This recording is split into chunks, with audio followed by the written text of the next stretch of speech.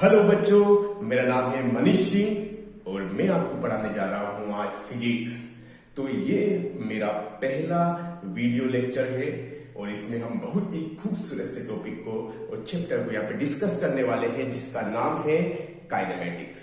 ठीक, तो बेटा काइनेमेटिक्स एक्चुअल में है क्या, ये किस तरह से इन्वेंट हुआ, हम सारी चीजों के बारे में अच्छे से डिटेल यहाँ पे पढ़ने वाले हैं और मैं यही उम्मीद करूंगा कि हमारे बच्चे हमसे जुड़े रहें और आगे उनका फ्यूचर एक चमकते हुए सितारे की तरह हो जाए। तो चलिए भैया शुरू करते हैं हम लोग। तो हमारा आज हम पढ़ने वाले हैं काइनेमेटिक्स। तो बेटा काइनेमेटिक्स एक ऐसा वर्ड है जो दो वर्ड से मिलकर बना हुआ है, जिसमें पहले का मतलब है kine and second one is matics. Kine का मीन्स होता है मोशन और मैटिक्स का मतलब होता है साइंस। तो हम बोल सकते हैं कि ऐसा साइंस जो मोशन को डिस्कस करता है उसको हम बोलते हैं काइनेमेटिक्स। ठीक, तो अब इसमें हम क्या क्या पढ़ेंगे, हम सारी चीजें बहुत वेल डिटेल में डिस्कस करेंगे। तो फर्स्ट ऑफ ऑल हमारे बच्चे इसमें पढ़ेंगे सबसे पहली चीज जिसे हम बोलते हैं पोजीशन वेक्टर।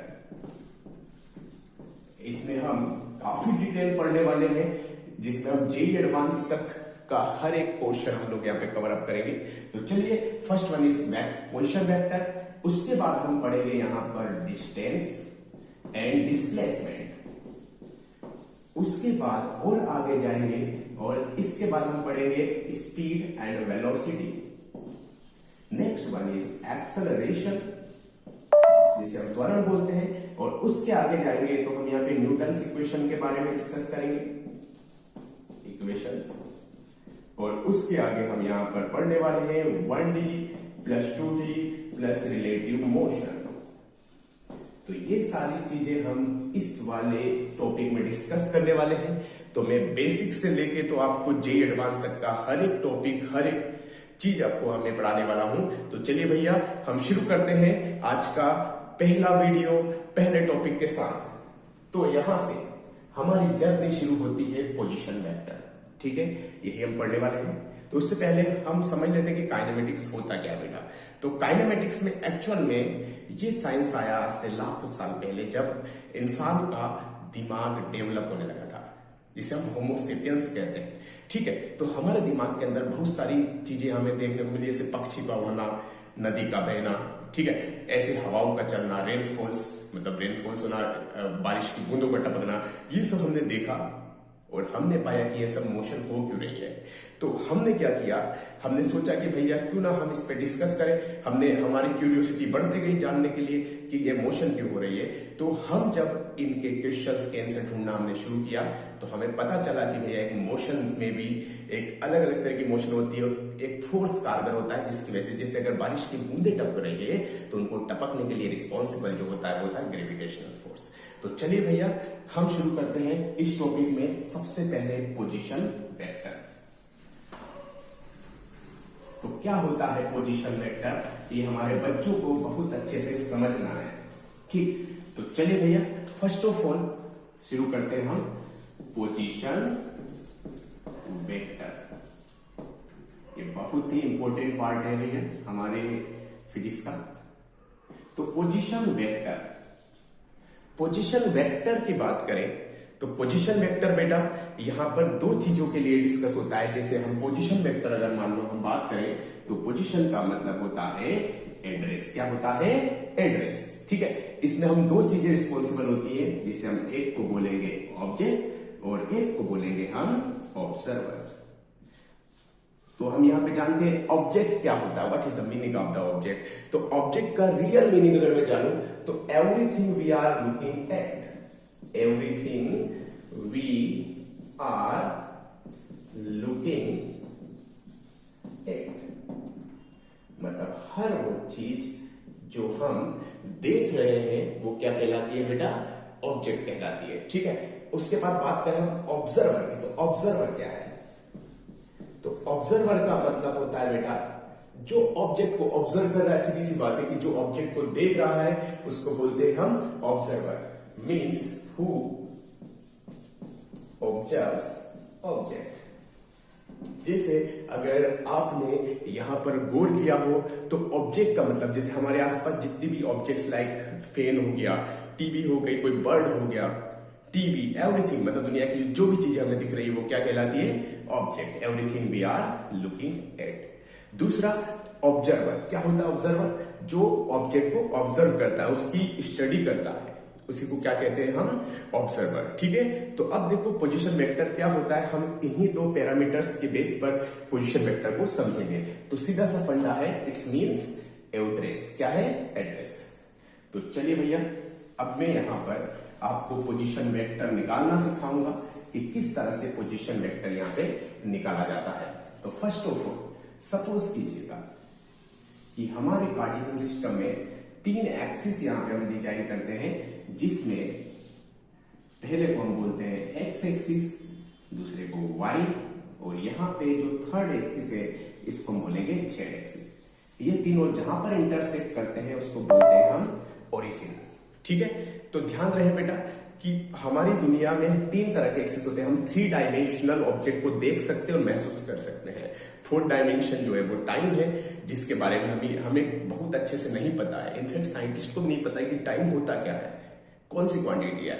तो हम 3 डायमेंशंस को देख सकते हैं, एक्स, वाई एंड जेड। ठीक, तो मान लो यहां पर कोई बंदा हमारा खड़ा हुआ है यहां पर, ठीक है, और ये बंदा देख रहा है यहां पे उड़ती हुई एरोप्लेन को, और ये एरोप्लेन यहां पे उड़ रही है। इसके किसी पॉइंट P का यहां पे कोऑर्डिनेट मान लेते हैं अपन x, y एंड z। ठीक बेटा, x, y एंड z। तो अब देखो क्या होता है, मैंने क्या किया, इस ऑब्जर्वर ने इस पॉइंट को देखा x, y, z। तो हम क्या करते हैं, सबसे तो मुझे निकालना है इस एरोप्लेन का पोजीशन वेक्टर। तो कैसे निकालूंगा बेटा मैं यहां पे, मैं x एक्सिस में यूनिट वेक्टर लेता हूं i के, ऐसे y एक्सिस में यूनिट वेक्टर लेता हूं j के, और z एक्सिस में यूनिट वेक्टर ले लेता हूं k के। यहां तक समझ में आ गया हमारे बच्चों को? तो अब देखते हैं क्या करते हैं हम लोग। तो मैंने क्या किया, इसका x का ले लिया, तो यहां पर मुझे पोजीशन वेक्टर किससे निकालना है? p के निकालना है। किसके रेस्पेक्ट में? इस ऑब्जर्वर में, और ऑब्जर्वर को हम बोल देते हैं o। ठीक, तो मुझे निकालना है OP। OP क्या है बेटा? Position vector of P with respect to the O। तो कैसे निकालेंगे? अच्छा, इसका x कोऑर्डिनेट क्या है? x में यूनिट वेक्टर i के, तो हम i के से मल्टीप्लाई कर देंगे, प्लस y कोऑर्डिनेट है y एक्सिस में, तो इसमें j से ये कर देंगे। उसके बाद हम बात करते हैं k वाले का, जो है ये z है, तो यहां पे इसे k के अरे समझ में। तो हमारा ये जो आ गया, इसे हम position vector of P with respect to the O बोलेंगे। अब मुझे इसका मैग्नीट्यूड निकालना है, तो OP इज इक्वल टू, कैसे निकालूंगा बेटा, मैं x का स्क्वायर कर दूंगा, प्लस y का स्क्वायर कर दूंगा, प्लस z का स्क्वायर कर दूंगा। बहुत ही बेसिक है, कुछ है ही नहीं। ठीक है, दूसरा कैसे, मान लो हमारे बच्चों ने देखा कि यहां पर एक बर्ड उड़ रहा है और इसके कोऑर्डिनेट है 1, 2, 3, और इसको मैं नाम देता हूं q। क्या हम इसके भी पोजीशन वेक्टर निकाल सकते हैं? ऑफ कोर्स हम निकाल सकते हैं। ये बंदा इस बर्ड को भी देख रहा है, ठीक है, तो इसके पोजीशन वेक्टर को कैसे लिखेंगे हम? OQ। x कोऑर्डिनेट क्या है? 1, साथ में i के, y कोऑर्डिनेट क्या है? 2, साथ में j के, z कोऑर्डिनेट क्या है? 3, और ये k के।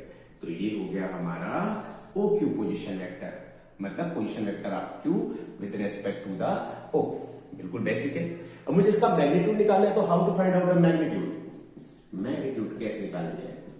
अंडर रूट ऑफ i के कोफिशिएंट का स्क्वायर, इट्स 1 स्क्वायर, j के कोफिशिएंट का स्क्वायर 2 स्क्वायर, k के कोफिशिएंट का स्क्वायर 3 स्क्वायर। तो यहां पर ये हो जाएगा 1, 4, 9, I mean it's root 9, 10 and 1, 4, 14।